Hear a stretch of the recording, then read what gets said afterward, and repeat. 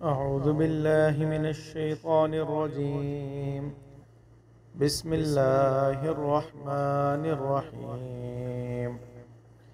ووصى بها إبراهيم بنيه ويعقوب يا بني إن الله اصطفى لكم الدين فلا تموتن إلا وأنتم مسلمون.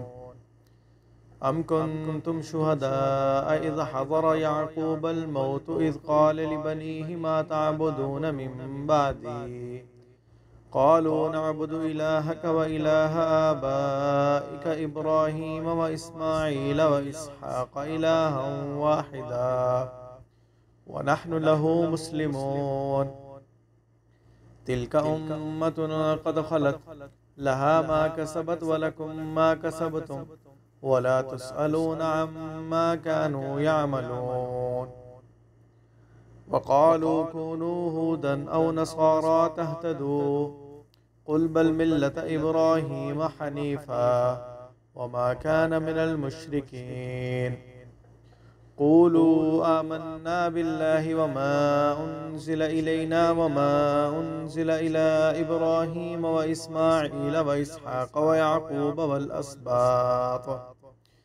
والأسباط وما أوتي موسى وعيسى وما أوتي النبيون من ربهم لا نفرق بين أحد منهم ونحن له مسلمون. شروع کرتا ہوں اللہ تعالیٰ کے نام سے جو بڑا مہربان نہایت رحم کرنے والا ہے. اور اسی بات کی ابراہیم اور یعقوب نے بھی اپنے بیٹوں کو وصیت کی کہ اے میرے بیٹو، بے شک اللہ نے تمہارے لیے یہ دین چن لیا، سو تم ہرگز نہ مرنا مگر اس حال میں کہ تم مسلمان ہو. کیا تم حاضر تھے جب یعقوب کو موت آئی؟ تب اس نے اپنے بیٹوں سے کہا تم میرے بعد کس کی عبادت کرو گے؟ انہوں نے کہا ہم آپ کے اور آپ کے باپ دادا ابراہیم اور اسماعیل اور اسحاق کے معبود کی عبادت کریں گے جو ایک معبود ہے اور ہم اسی کے فرما بردار ہیں. یہ ایک جماعت تھی جو گزر چکی، ان کے لیے ان کے اعمال ہیں اور تمہارے لیے تمہارے اعمال ہیں، اور تم سے نہیں پوچھا جائے گا کہ وہ کیا کرتے تھے.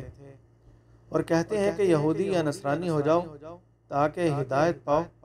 کہہ دو بلکہ ہم تو ملت ابراہیمی پر رہیں گے جو موحد تھا اور مشرکوں میں سے نہیں تھا.